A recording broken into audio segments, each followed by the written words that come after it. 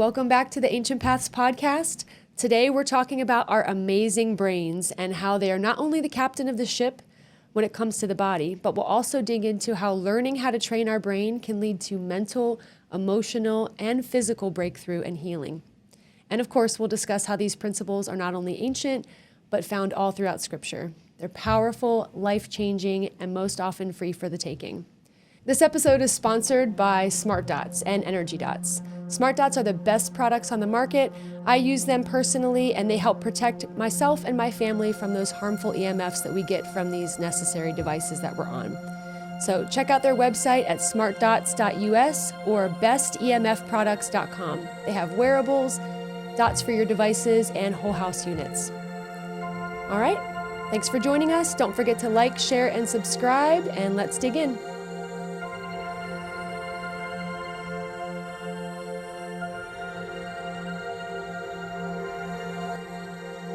All right, welcome back to the Ancient Paths podcast. Today we are digging into a fascinating topic and one that is getting more and more traction. I feel like I'm constantly seeing reels about neuroscience and people talking about our brains and how they can heal. It's incredible because for years Western medicine has totally ignored this. They've convinced people that the brain can never change, that it's stagnant, it can never heal or grow, and that injuries you're just stuck with for life. The term brain dead is now even being disproven time and time again. And even people with major mental disabilities or psychological disorders are finding great healing and breakthrough through these seemingly simple tools that just take consistent effort. So I'm here today with a LENS Neurofeedback practitioner, Kelly Calcote. Thanks for joining us. Thank you for having me. Yeah, I'm going to try not to call you Keloise throughout this podcast, but we'll talk a little bit more about that later. But we are mostly going to discuss today how this modality that you've been practicing, LENS Neurofeedback therapy, as well as some other modalities, have really been helping people change their brain, heal from different disorders and even injuries. And so we're really just going to dig into neuroscience today and how incredible our brains are. All right, so Kelly, you're no stranger to these modalities. You've practiced EFT, which is emotional freedom technique. You're also a Bowen practitioner, which is light touch that helps stimulate healing in the body. And then recently you've become a neurofeedback and LENS practitioner, something that you've been passionate about for many years. And you also love to make people laugh on your hilarious YouTube channel. I'll post the link to that in the comments. And you and I have done some YouTube stuff over the years together with our Southern Ladies episodes. I think we did like 3 seasons, didn't we? We did about 3 seasons, and you helped me get out of my comfort zone and just put myself out there in the world. So thank you. Yeah, you're welcome. I'm still going. That's awesome. Yeah, I got to definitely check out some of her videos. They are hilarious. Basically, that started during COVID when everybody was shut in their houses, and we got together and just started getting in character and complaining about the world around us, and it developed into this whole thing. So laughter is a great way to train our brains, and we'll talk about that a little bit later on as well. In Romans 12:2, it says, "Be transformed by the renewing of your mind." And what I'm learning more and more is so much of Scripture, ancient texts, all of these things, they're not just Hallmark card phrases. They're not just something you put on a bumper sticker. I mean, it's literally bioenergetically how life works. And these are instructions to help us literally heal from anything. That's our big philosophy here at Ancient Paths, that our bodies are a miracle. They can heal from anything. We are a self-healing organism, and the mind is no different. So this helps bring us back to wholeness, helps bring us back to shalom, and so much of our health starts in our mind. So I'm excited to talk about that. I'm going to pray like I always do, and then we're going to jump in. Father in heaven, creator of the universe, we said thank you so much that we are made in your image, and that you are teaching us more and more what that looks like to really walk out being made in your image, made in the image of light and love. And so as we just dig into this topic and recognize that we are this material manifestation of the heavenly realm, show us how we can heal more, show us how we can dig into training our brains more, and just bringing us back to wholeness and shalom. So I pray, as I always do, that the words of our mouth and the meditation of our heart would be acceptable and pleasing in your sight. And I pray this in the name of your Son. Amen. Amen. All right. So we're going to start by just setting some foundational truths and then really let you dig into what you do. So neuroplasticity is something that I learned about 5 or 6 years ago. And I was attending a women's conference, and one of the teachers was saying, you guys have got to read this book. So it's called Create a Better Brain Through Neuroplasticity, a Manual for Mamas. And what I love about it is she's very practical in this book. She digs into so much of the science, but she also gives you really practical tools and tips on not only how to train your brain, but as a mama, how to train your children's brains from a young age, because they are just incredible. I mean, their brain is basically a blank slate from the time they're born until they're about 3. And even though we can still change and grow, there's so much that we can put into their brains when they're little. So that old phrase, can't teach an old dog new tricks, is such a lie. You can teach an old dog anything. And that's probably propagated by Big Pharma, that phrase, you can't teach an old dog new tricks.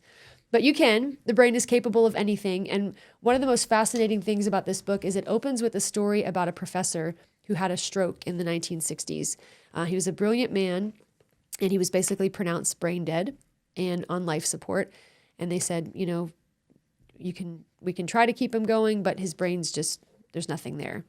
So his sons, one of them was a doctor, one of them was a researcher. And this was, again, back in the 60s, so none of this was really talked about much. They were determined to heal their dad's brain, and they took him home. He still was able to breathe, and, they had to feed him and change him, all these things. But they decided to start teaching him how his brain, how to function again. And they started off by holding a mirror in front of him and saying words and having him try to mimic the sounds with his mouth. Then they actually taught him how to crawl. They got knee pads for him and a rope tied around his waist and kind of pulled him around and taught him how to crawl. People thought it was like elderly cruelty. And they're like, no, we're just trying to teach our dad how to function again. And basically they started with how a baby learns, looking at faces, talking to him. They taught him how to crawl.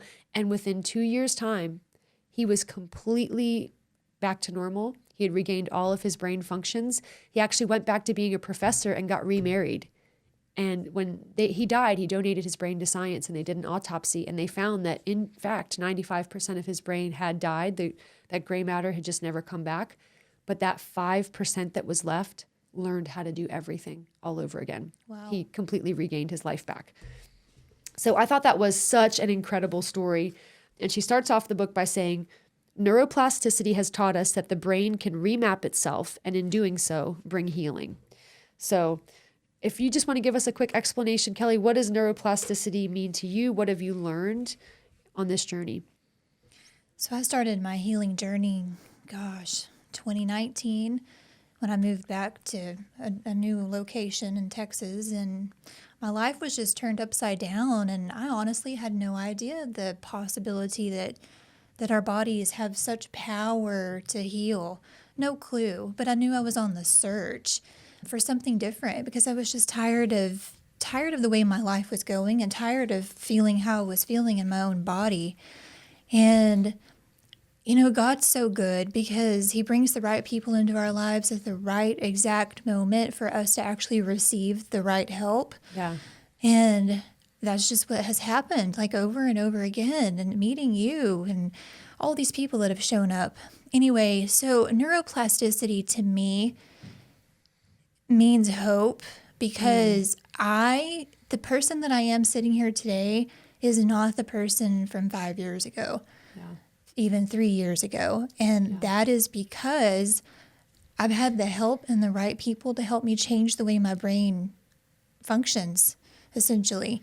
I feel like I have changed the way my brain has been wired because I've done a lot of energy healing and a lot of LENS Neurofeedback and all these different modalities to try and get back into a rebalanced state, recalibration. So if people are out there listening to this, just know that your brain is not stuck the way that you think it is. Like, we don't have to live our lives with the thoughts that we keep thinking that are making us feel bad in our bodies. Neuroplasticity of the brain can change the way that you're thinking into a more peaceful state so that you can have a more productive life. And so let me start over. The fact that people have come to me that have had concussions. Yeah, it's a big one. Yeah, that's a big deal. And we've been taught you can't heal from that. Right. You'll always have brain fog or this or that from a concussion. Yeah. And that's not true. Permanent damage. And so it depends on how bad the concussions are. But I have worked with people that have had concussions and they've gotten better. So to me, that means that the power of the brain it's a big deal. It's a really big deal, the power of the brain. It's unlimited, really. Yeah. Yeah. Yeah. Wow. That's amazing. And, you know, a lot of times people feel like they're stuck. They think, well, I'm just stuck. I don't know how to get out of this thought process. And I've worked with clients that have been on, you know, prescription medications for different issues for years and years. And unfortunately, that gets your brain even more stuck in a pattern.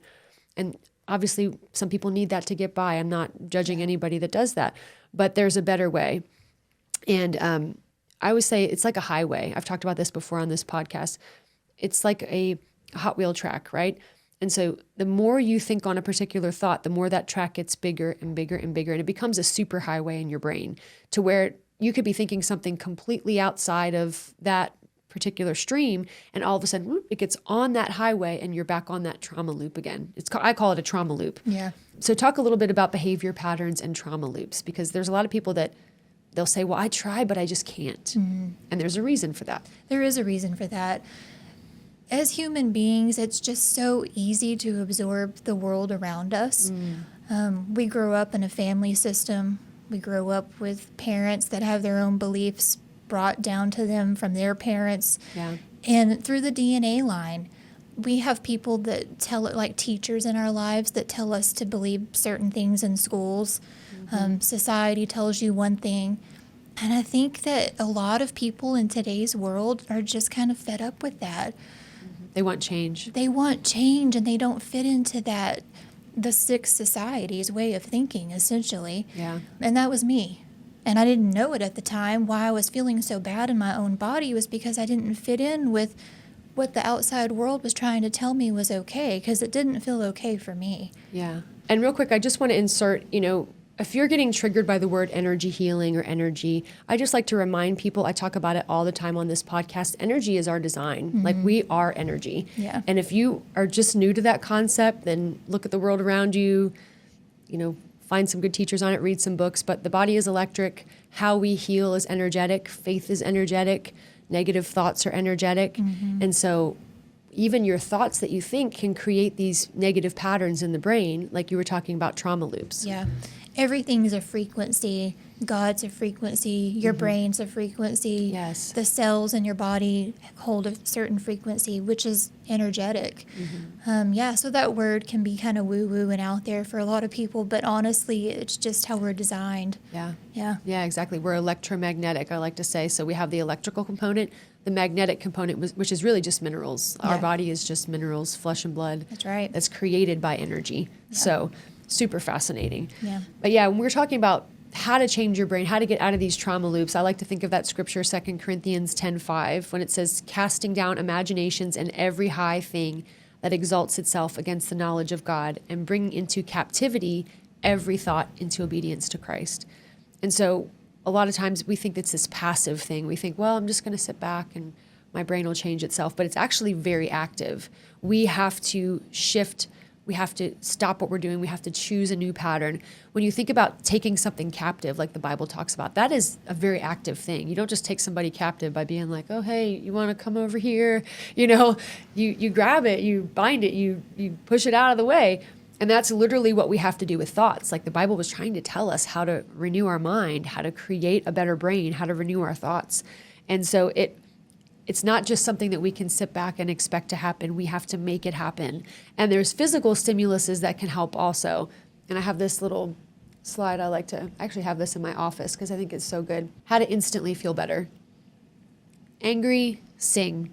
Singing actually changes, and humming will actually stimulate your vagus nerve, help instantly bring calm. If you're burned out, take a walk. If you're overthinking, write. I can't tell you how many times I've been up at night and I can't shut my brain off. I get up, write a little bit in my journal what my thoughts are. I can go back to sleep. We need to dump that out somewhere. If you're anxious, breathe. I talk a lot about breath work to my clients. I know you do too, but taking time to just oxygenate, to breathe. If you're stressed, exercise. If you're sad, think of all the things you're grateful for. Shift your thoughts to what you're grateful about. If you're lazy, take a cold shower. If you're impatient, reflect on progress. So obviously this is just a short list, but I think it's a good reminder for myself and all the clients I see, like, hey, you don't have to be stuck in these thought patterns. You can actually do something about it. So step out, take that first action and do it. And I think that's something that's a powerful healing tool for a lot of people. Absolutely. Another scripture I love is Philippians 4:8. When my boys used to be naughty, I'd have them like write this out, like if they were saying bad things to each other or not listening. Whatever is true, whatever is noble, whatever is pure, whatever is lovely, whatever is excellent, praiseworthy, think about these things. And another translation says, dwell on these things, meditate on these things. So meditation is just focused thought. And I found this really cool book in IKEA, like 15 years ago. I was walking around. Alex and I used to take like IKEA dates and just walk around IKEA, get some meatballs and stuff. And I found this book called Right Here, Right Now. And I pulled it off one of the shelves and I walked around IKEA reading it for like an hour and a half. And it was literally about the principle of 1 minute. We, especially now in these days, we have the hardest time focusing on anything for more than a few seconds. Like if you think about reels, it's like a 3-second view and then you're swiping to the next one, swiping to the next one. We don't even know how to slow ourselves down to 1 minute. But back then I read this book and it was about dwelling on something for 1 whole minute. Like set a timer and continually think about it. If you get off track, get back to thinking about it. And it was so powerful. I used to take my lunch break at work and sit under this big tree and I would practice this 1 minute discipline.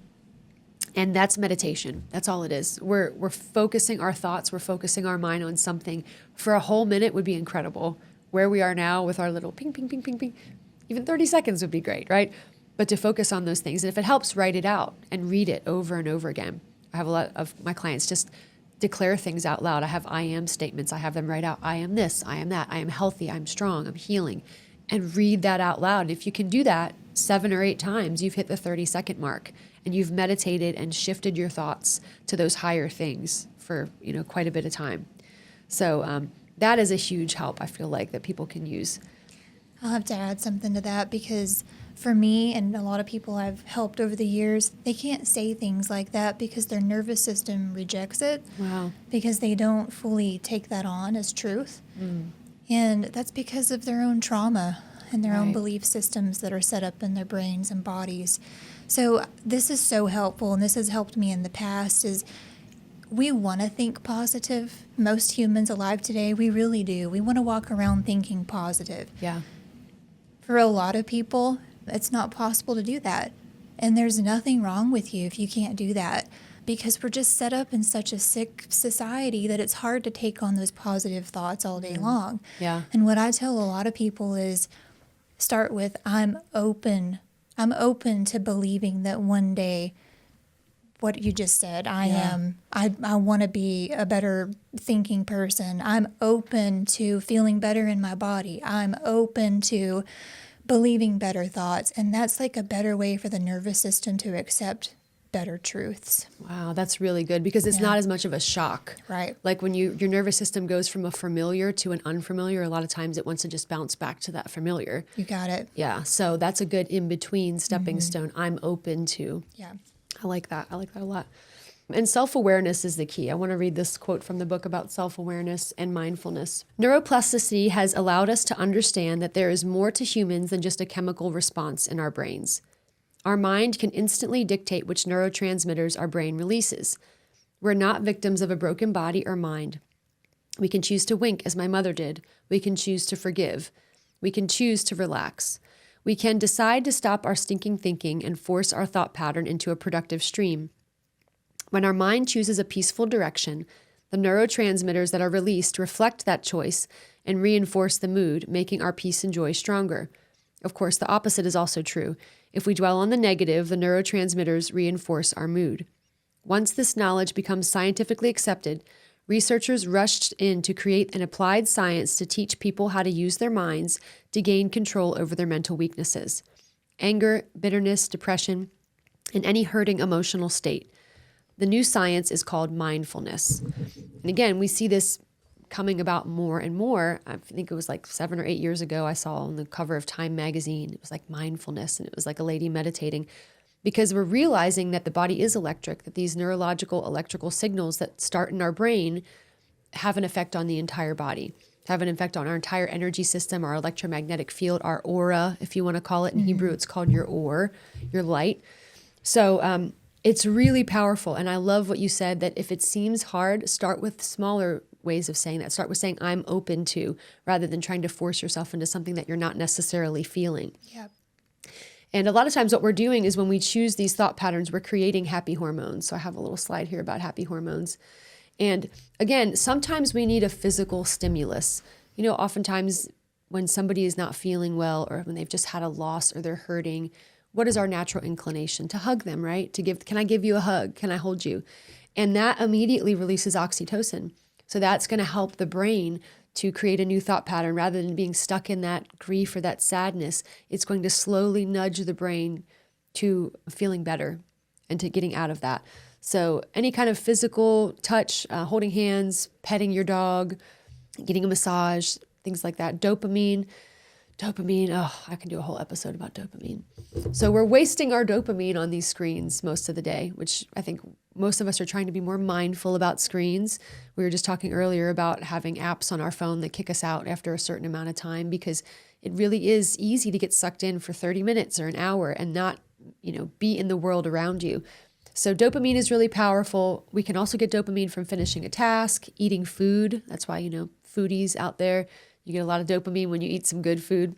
And there's a lot of different things on this list that you can check into. Self-care, being productive. So there's other ways to get dopamine other than screens, of course. But that is also helpful to the brain. Serotonin, I would say get out in the sunshine, go walk in nature. A lot of times if you're feeling crummy, I just go outside. Being in the sun almost instantly shifts things for me. Being in nature instantly shifts things, because we're getting back to our natural design. It's made of the same stuff we are. And then endorphins, of course, laughing. We were talking about laughing earlier. Doing a good heavy workout, watching a good movie, doing an act of kindness, listening to music, especially we get endorphins from those type of things. So choosing these things not only give us these happy hormones, but they're being released from our brain, the captain of the ship, and it starts as a trickle-down effect. So many tools we have at our activation. So many, and I feel grateful that we're living in the time we are, because there's more and more modalities out there. They're like popping up every week now. Yeah. To become a better human being. Yeah. They're everywhere, and especially in the town we live in now.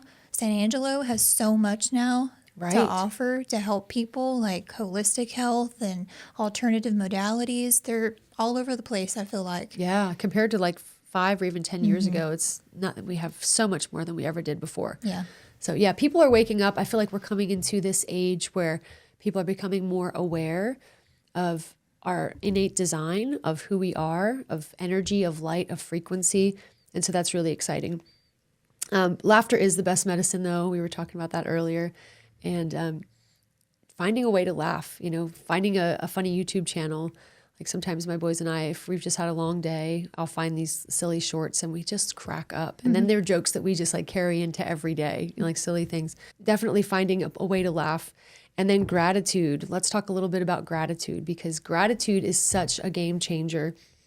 And again, we see this in scripture. In the Psalms, it says, enter into the gates with thanksgiving, into his courts with praise, be thankful unto him and bless his name.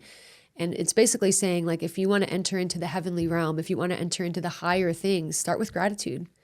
And we see that so many studies have shown that gratitude can't exist. It cannot coexist with things like anger, resentment, bitterness. Gratitude will flood the brain. And these other feelings or, trauma-based reactions that we hold on to, like anger, bitterness, resentment, they've actually been shown to shrink the brain. They've actually shown to decrease our cognitive function. Things like frustration and anger actually shuts down our brain's ability to learn. We'll talk about later the different parts of the brain, but it shuts down those parts of the brain that allow new information to come in. And so this has been something really revolutionary for me, even as a homeschooler. Like if my kid is getting frustrated, or if you're doing your homework with your kid after school and they're just not getting the concept, don't push it. Walk away, make a joke, laugh, go for a walk, and come back to it later, because you're not helping their brain at all. You're actually hurting it and possibly shutting them off to that information down the road, because they're going to associate it with trauma. So lots of neat things that we're learning about what to do and what not to do. And emotional health is a big part of this. Emotional health is so important. I did an episode called Emotions Are the Key to Health with emotion code practitioner Angela. And she talked a lot about how emotions are just energy in motion and they get stuck in the body. And if we don't have a place to verbally process that, then we're going to have trouble. And so have you seen that in your practice and your experience? Oh my gosh, yes. And in myself too. As you know, I've healed from crazy things that got stuck in my own body.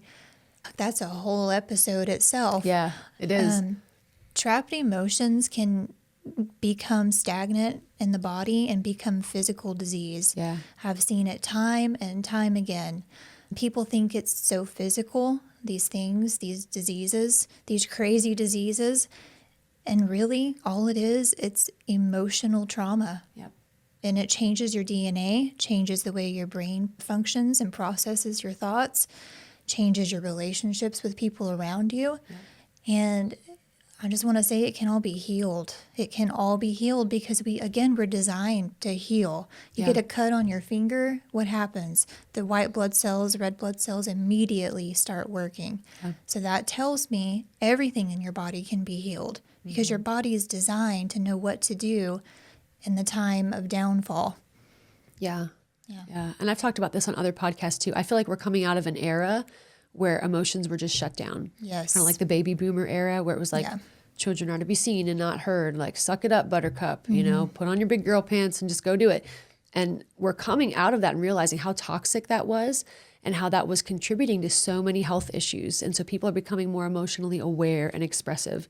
I thought this was a really good section of the book where it talked about Dr. Daniel Coleman. He did a work called Emotional Intelligence and Why It Can Matter More Than IQ, especially talking about the brain and neuroplasticity. But he talks about 4 expressions of emotional intelligence. One is being self-aware, so understanding who you are, your triggers, your tendencies. 2 is managing your emotions. I would say like children have the hardest time managing their emotions. They just let it all out in tantrums. And adults do too. I mean, how many of us have gotten stuck on a customer service call and just acted really unbecoming of ourselves? How many adults walking around today act like small children? And you know why? Because their inner child is traumatized. It's still holding on to the thing that happened, that thing that person said, how they were mistreated as a child. And it's just screaming internally in their body to get their attention. Hey, I'm still here and I'm still hurt. Yeah. It hasn't been able to be released yet. That's a good point. So managing our emotions, having self-motivation, also a big one right now. Again, we get so dopamine addicted to screens that we've just spent all of our chemical energy on something that we're not actually physically doing. And so it's hard for us to get up and have self-motivation to do things.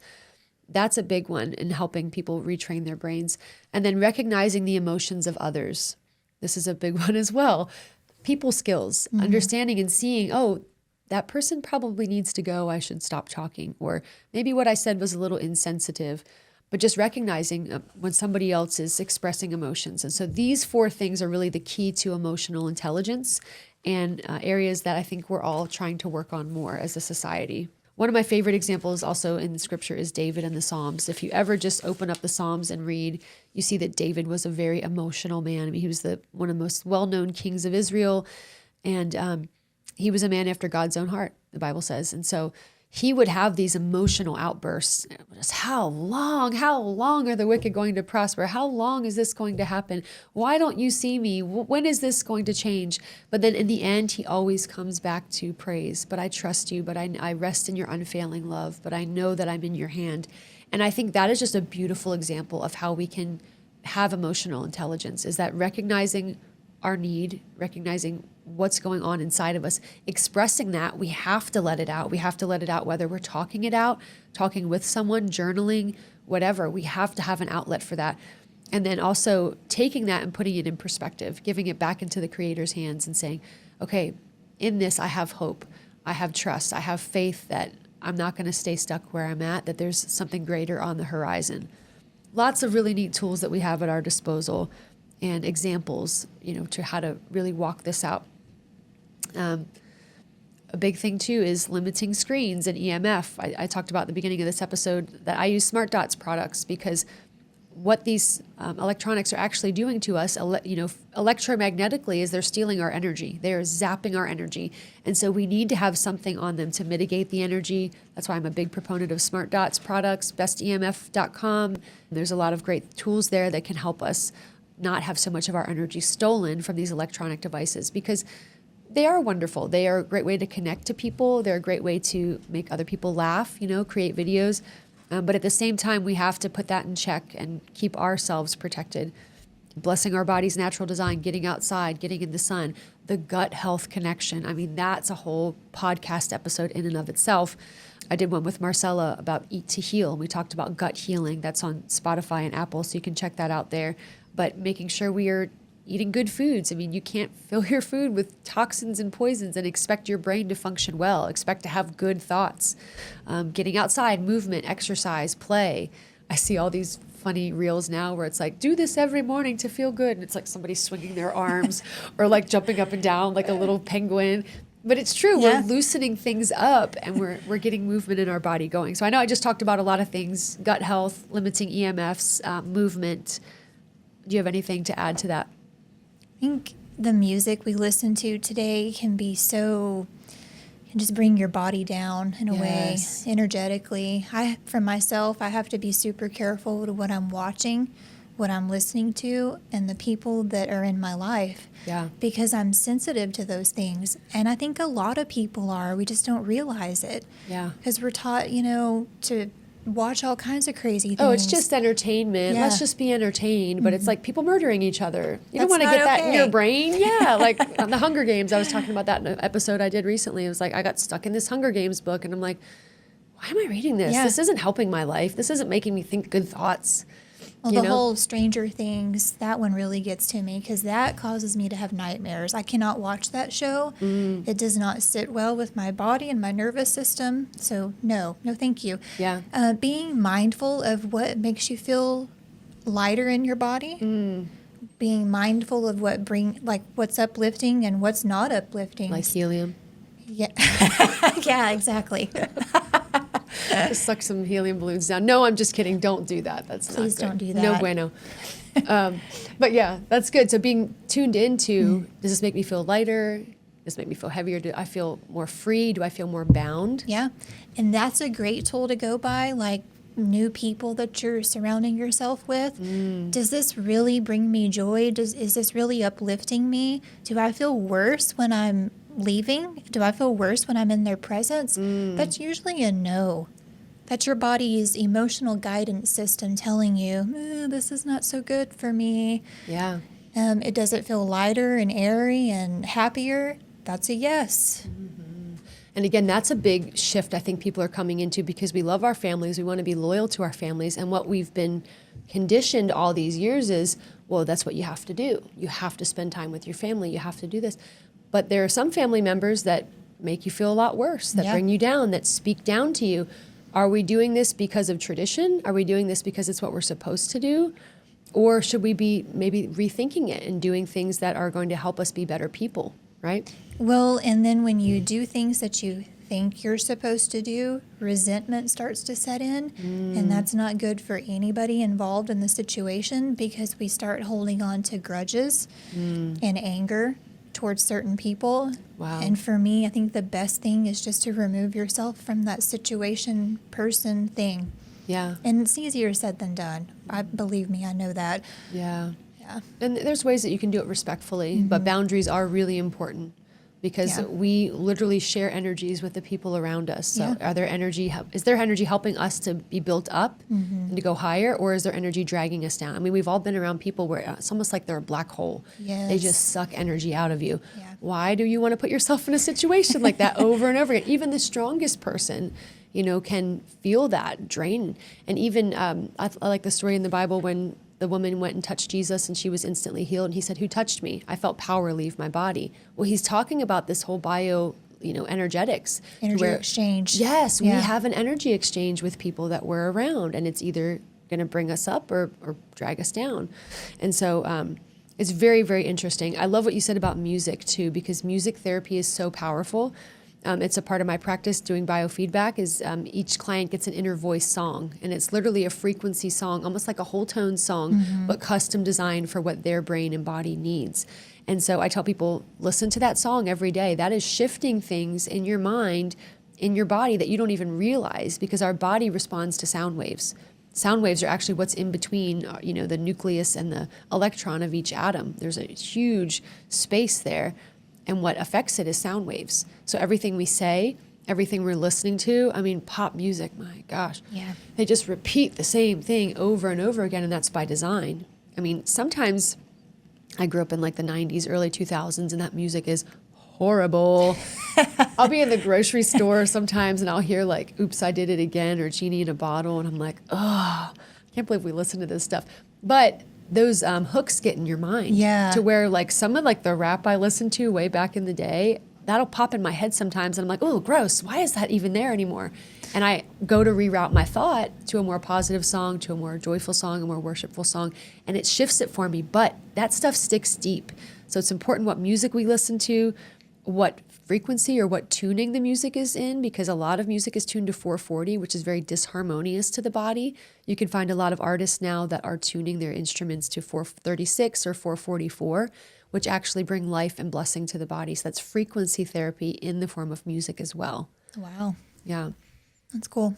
So I'm not listening to that stuff anymore. That junk. That junk fills your brain with poison. Well, music is encoded with frequencies. It's either uplifting or it's not. And 9 times out of 10, it's not uplifting unless you're specifically searching for something that's a certain frequency, like you were saying. Yeah. Yeah. Yeah.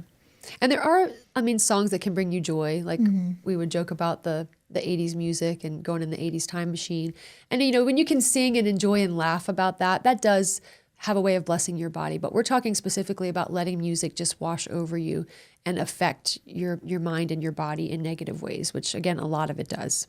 Okay, we're going to shift to talking a little bit more about brain mapping and lens therapy. We're going to get down to the nitty gritty. Let's do it. So we can actually see what's happening inside the brain and what parts are communicating and what parts are not. I'm going to share a little bit towards the end about our lens experience, because we have gotten to experience lens therapy as a family, myself, my husband, and my oldest son. And hopefully more of my offspring will get to come see you now that you're practicing in town. I'm excited about that. But talk a little bit about what you can actually see in the brain, what's going on, and how that mapping actually works. So when a client comes to me, initially, we just talk about what's going on. A lot of people show up and they have severe anxiety and they don't know how to function. And I just sit and tell them, your brain could be out of balance. And my job is to help recalibrate your brain so that you can feel calmer in your body and have less symptoms. Yeah. So what I do LENS Neurofeedback therapy, and that stands for Low Energy Neurofeedback System. And it's actually little sensors that you put on the brain, and like little sticker, like probe things. Yeah, it's cool. With the little TINS paste on it. And it reads exactly what's going on in a person's brain. Of course, it's not a diagnosis or anything, but it is very accurate about telling a person what's going on specifically in their body. So, for instance, if someone shows up and they're like, Kelly, I'm really struggling. I'm waking up every morning and just a panic attack. And this was me. And I don't know what to do anymore. Okay, well, let's read there's 21 sites I can work on the brain. We'll do a full map on you. Maybe not the first time, but maybe 2 or 3 times into the sessions. We can see specifically what's going on. Well, it's going to pull up on my system exactly the frequency setting in each site of their brain. So if something has no activity or a very, very low amplitude, again, this is in frequencies because the brain's frequencies. Yeah, everything's energy frequency. Yeah, that's going to show up. And I can sit there and look at it and explain to them, well, this might be why you're feeling the way you're feeling, because you look right here, and we have pictures of that on here. Yeah. Yeah, let's look at that. This one? Yeah, that's a great example. This is actually a client of mine. Of course, the name's off of here. The black, like the FPZ and the F7 and F8 on the left side of the screen, is really, really low amplitude. Yeah. This lady came to me and she said, I'm really unmotivated. I'm having panic attacks. I'm waking up every morning and I don't feel myself. I do not feel myself at all. Well, this tells me right here, well, no wonder. She doesn't have much activity going on most of the sites of her brain. And if you look on the far right side, she's got 3 sites that are super high amplitude. So it's not in balance at all. Yeah. And Everything's about balance, homeostasis, everything in proper communication. Yeah. exactly. And so she looked at this with me and she was like, oh my gosh, well, no wonder nobody's ever really told me what's going on in my brain, because she's had a lot of EEG stuff done and like a whole list of testing and never really can find the answer. They don't look for stuff like this. They No. just look for areas that are more physically dormant, that like on a chemical level, they're not looking at all energetically. Yes. Right. And this person actually refused to take antidepressants and antipsychotic medication, Wow, which good for I'm her. super proud of her for doing that, because Yeah. it's hard not to get on that stuff. Right. My job is to look at this and say, well, this is what we need to do next. We need to fine tune all these parts that aren't communicating with each other and start to get more activity and communication between all of them so that your whole entire brain is working in union. Yeah. And Yeah. when you do that, people's symptoms start to go away. Sometimes it takes a while. It may not be 1 or 2 sessions that you show up and sit in my chair. It may be 12. Everyone's different. Everyone's trauma levels are different. Yeah. Everyone's perspectives of the world around them are different. How safe do we feel in our body? How safe do we feel in the world we're living in? Very true. All of that affects your brain. And so this actually is not her final brain map here. She has had significant improvement. Is it this one? That is not her, but I'd wanted to show this to people, that this is more in balance. Everything has activity on it. The blue is activity in the brain. Yeah. The black is like where it's not communicating as much, but the fact that all the sites on this brain map have blue on them is a really good thing. Yeah. Because they're all communicating like they're supposed to be. Is this perfect? No, nobody's brain is. Right. Is this a better brain map? Yes, absolutely, because it's all communicating. Wow. Wow. That's amazing. So with LENS, we can see the difference in what's going on in the brain. That is super powerful. And so our LENS experience was, you had told us about LENS therapy a few years ago, and we had been going through some things as a family where we just knew my husband and my oldest son needed some help breaking through some things. We had gone to a place that you had recommended, and the amazing thing was, so my husband, I've talked about this before in other podcasts, he's not really an emotional guy. He's never No, he's not. he's never, we did the Enneagram, and that was really cool because we found out that he was an Enneagram 9, and then 9s just kind of don't have emotions or fall asleep to their emotions. And not that that's an excuse to stay where you're at, but when his LENS therapy happened and he showed us the map of his brain, his emotional recognition and expression was like not even there. It wasn't even on the map. And so he was helping to bring that up so he could express things emotionally, because there were things deep down that he hadn't dealt with that he just didn't know how to talk about. And so lifting that up and getting them to communicate through that low electrical kind of pulse. Hey, this needs to wake up a little bit more, and this one needs to calm down a bit. Some people are in a lot of flight or flight. Oh, yeah. And that needs to be, muted a little bit so that the areas that make them feel safer and more expressive can come to light. But I thought that was super fascinating because it just nailed like my husband's personality perfectly, and it was because of what was going on in his brain. So LENS therapy helped him a lot. I ended up having it myself, and then my oldest son. And I think it's funny because I don't know if it's personality type. Like my husband's much more of a type B. He's very laid back. I'm much more of a type A, like hyperactive squirrel. And so is my oldest son. And so after LENS therapy, I remember just being exhausted. Like I was so exhausted. I'm like, I need sugar, or, I need something to make me pick back up. And my husband would just be so jazzed. Like after his LENS therapy, he would almost be like jittery. He couldn't contain it. So it's interesting to see how the different parts of the brain affect our physical body and how our body's processing and healing through that. And so it was a really neat experience for us. I'm so excited that you are now a practitioner and you're servicing our area, because I feel like so many people need this. I just want to read another quick quote here about the brain, the ebb and flow. So we've talked about this before, but just in different seasons, depending on what we've experienced, trauma, putting up boundaries, whatever, our brain is constantly changing. So it says, over a lifetime, one's intelligence will ebb and flow. If we think dumb for an extended period of time, choosing amusement and entertainment, or avoiding social situations, eschewing challenges and intellectual engagement, our brain will begin to dim. The smaller our life, the smaller our mind.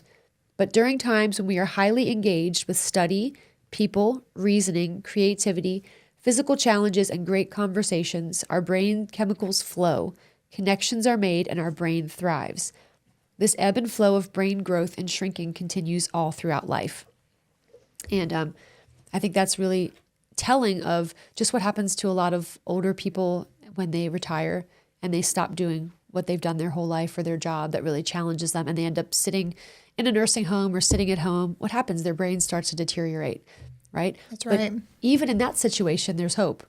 There's hope for them to get more involved, to start reading more, social interaction, whatever, learn a new skill, and completely change their brain and their capacity to be able to thrive. Because as the brain goes, so does the body. We see this all the time in elderly people. When their brain starts to have less stimulation, then their body starts to shut down. And so that's really powerful as well. Yeah, do you have any additional insights on lens therapy? Any cool cases that you've seen? Other testimonies? Yes, I'm going to go back to the concussion case that I helped. She was a young girl, about 20 years old. She had a pretty bad concussion. Like, I don't even remember what exactly happened, but she fell on the top of her head. Oh, wow. And she came to me and was like, I'm having headaches. That's like every day, all day. I don't really get any relief. I don't know what I'm supposed to do anymore. Anyway, so I just started working on her as practice, really, because I was new. And I saw movement. Things started waking back up. Wow. And she'd had these headaches for months. Nothing was helping it at all. And I could see on her brain map why.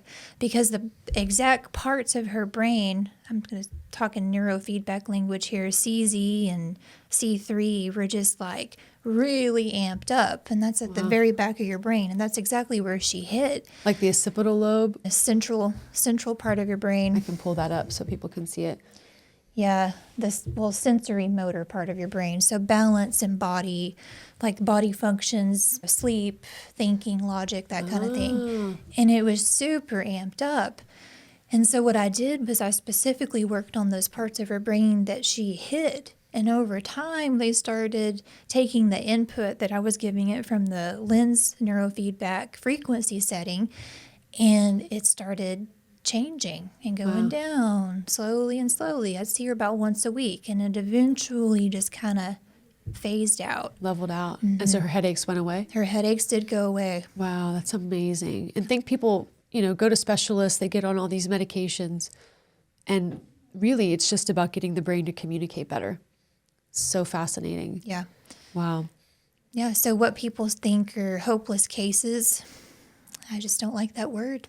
They're not hopeless cases. Yeah. As long as you're still alive and breathing, there's always hope. Yeah, I love that. I love that. So how can neuroplasticity help you become informed, educate yourself, not just for yourself, but for your family's sake? Start by asking yourself, what would you want neuroplasticity to do for you and for your loved ones? Some examples might include, it could help you recover from a brain injury, help you break the bondage of depression, resentment, or fear, raise your IQ. But neuroplasticity has taught us that you are indeed the captain of your ship, and it's time to take charge. I love this scripture as well, Colossians 3:1-2. Therefore, if you have been raised up with Messiah, keep thinking the things above. Keep seeking those things where Messiah is, sitting at the right hand of God. Focus your mind on things above, not things of the earth. We've talked about that. Those things actually elevate our frequency. They take our brain to a higher functioning level. They call us higher to greater things. We're not bound by a diagnosis. We're not bound by our past trauma or even our daily rut, but we can change the course of our lives starting with our thoughts. And again, that takes action. But as you do that day by day, consistently, it will follow suit. And don't you feel like that's what the biggest thing, the struggle is for people, is consistency?